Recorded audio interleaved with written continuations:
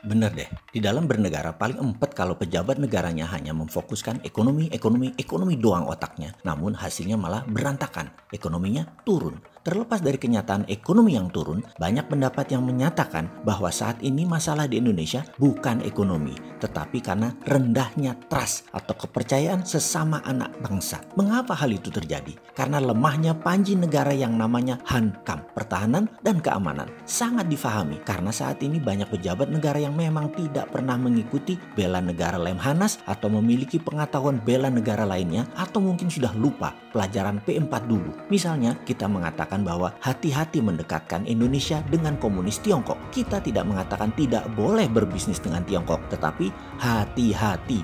Hati-hati karena kita tahu bahwa Tiongkok menjalankan strategi ofensif yaitu kolonialisasi 5.0. Dengan mengingatkan hal seperti ini, lalu kita dibilang anti pemerintah. Kok gitu ya melihatnya? Kalau anti pemerintah kategorinya cuma bisa nyinyir dan tidak memberi solusi. Sementara kita lengkap alasannya mengatakan hati-hati itu kenapa? Dengan Tiongkok itu harus hati-hati kenapa? Dan membuktikan bahwa Tiongkok menjalankan kolonialisasi 5.0. Mau bukti? Berapa kali kita mengatakan bahwa nation interest sebuah negara bisa menjadi nation threat negara lainnya. Kalau yang kelola negara paham apa itu strategi geopolitik negara lainnya. Misalnya Tiongkok yang punya nation interest untuk menghidupi 1,5 miliar penduduknya. Telur ayam satu hari mereka butuh berapa ton? Bahan bakar minyak BBM mereka butuh 10 juta barel per harinya. Gas, beras, minyak goreng, berapa ton per harinya mereka butuhkan. Sebagai negara produsen, mereka juga memerlukan bahan baku industri yang berkelanjutan.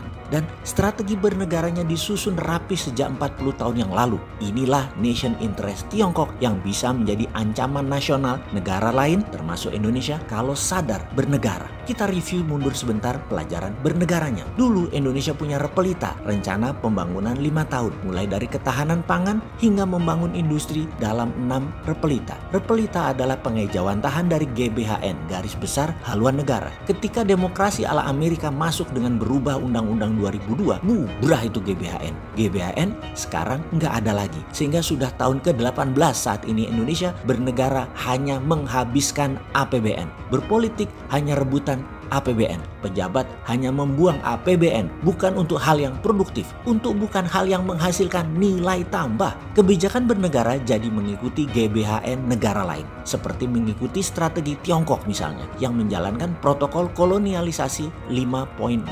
Kita buktikan, kita mengingatkan strategi close loop-nya turis Tiongkok di Bali. Pertama, beli hotel penginapan mulai dari kelas melati sampai bintang 5. Lalu beli restoran, lalu beli toko oleh-oleh, lalu atur biro perjalanan di Bali dengan kendaraan bis, penterjemah, lalu bekerja sama dengan beberapa toko, kafe, dan restoran untuk menerima pembayaran. Ketika pesawat mendarat di Bali, para turis tersebut dijemput bis, dibawa ke hotel milik mereka, lalu makan di resto milik mereka, lalu menonton tari kecak ke tempat wisata, balik lagi makan di resto lain lagi milik mereka juga. Terus berhari-hari begitu, kemudian pulangnya beli oleh-oleh di toko mereka, sampai balik ke pesawat lagi, semua dikawal dengan ketat. Apa yang Bali dapat? Tidak lebih 20% dari fulus Tiongkok ditambah tokai dan kencingnya Tiongkok tadi di Bali. Uang semua menggunakan Alipay, WeChat Pay, dan uang digital e-renminbi, apapun itu, muter semua di dalam sistem keuangan Tiongkok. Itulah salah satu bukti kolonialisasi 5.0. Mau kita teruskan lagi. Kemudian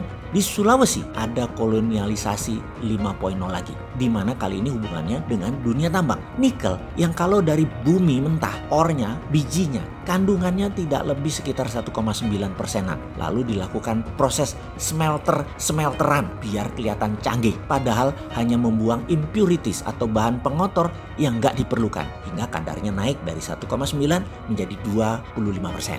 Wis, langsung diekspor. Yang jadi pertanyaan, kenapa nggak 50% kadar nikelnya? Atau kenapa tidak sampai murni 99,9% kadar nikelnya? Oh jangan, nanti litiumnya kebuang, nanti feronya kebuang. Indonesia kan pinter pejabatnya dan rakyatnya. 20% percaya dan dikatakan, wih itu sudah canggih. Naik dari 1,9% ke 25%. Canggih pol, keren Indonesia. Gitu pokoknya di pikiran semua orang. Disinilah hal yang disebut kolonialisasi 5.0. Oke, kita mulai rincikan. Mesinnya buatan mana alat-alat di Sulawesi itu? Modalnya dari mana? Tenaga kerjanya dari mana? Mata uangnya apa? Lalu hasilnya nikel 25% tadi dibayar ke Indonesia pakai yuan. Semuanya milik Tiongkok. Hore, yuan sekarang sudah jadi devisa negara. Pinter ya? Ini terobosan baru.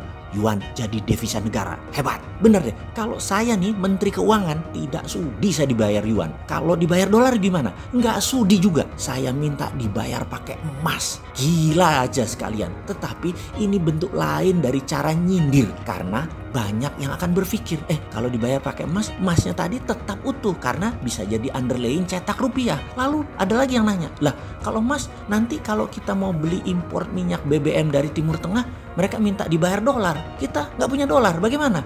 Nah, ini logika yang benar. Kita nggak punya dolar buat beli BBM. Begini bos, yang lebih geblek adalah saat ini dolar nggak ada, malah yuan adanya. Itu Saudi dibayar emas lebih mau kali daripada dibayar yuan. Jadi begitu cadangan devisa Indonesia yuan, itu namanya Indonesia jadi provinsinya Tiongkok. Dan itu kolonialisasi 5.0. Paham? Gitu aja kok dibilang kita anti pemerintah. Kita ini wong bodoh ngaku pinter. Itu lebih pas.